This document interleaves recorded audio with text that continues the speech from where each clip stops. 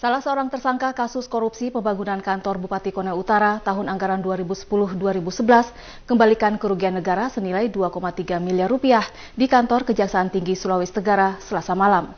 Namun saat itu sejumlah jaksa menutup informasi kepada sejumlah jurnalis terkait pengembalian uang tersebut.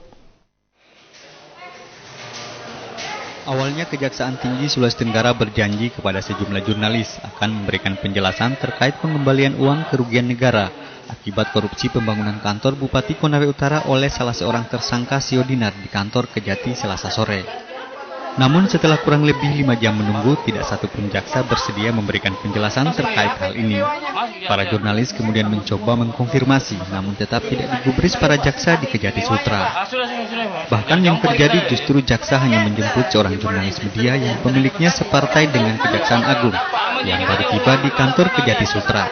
Harusnya kita sama dong, sama belum ada yang konfirmasi masalah penangkapan juga. Menunggu yang berita tadi dong, Pak. Sikap jaksa di Kejati Sultra ini lantas mendapat reaksi keras dari sejumlah jurnalis yang telah lama menunggu.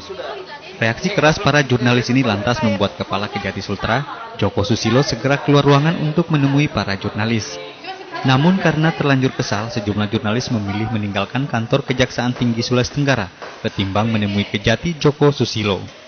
Uang kerugian negara 2,3 miliar rupiah akibat korupsi pembangunan kantor Bupati Konawe Utara dikembalikan seorang tersangka Sio Dinar, disimpan di sebuah tas ransel warna hitam dan kantong plastik, diletakkan di atas meja ruang rapat Kejati Sultra. Anehnya pengembalian uang sebanyak ini tanpa pengawalan jaksa atau kepolisian. Sio Dinar merupakan satu dari 10 tersangka korupsi pembangunan kantor Bupati Konawe Utara tahap 2 pada tahun 2011. Sio Dinar juga merupakan rekanan kontraktor Pemda Konawe Utara.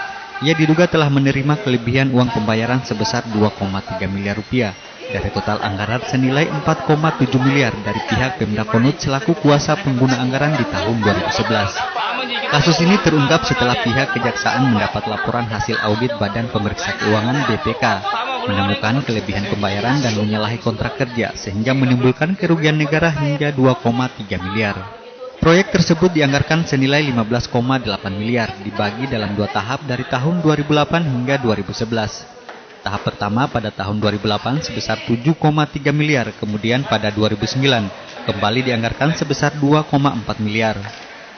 Sedangkan pada tahap kedua dianggarkan sebesar 5,9 miliar.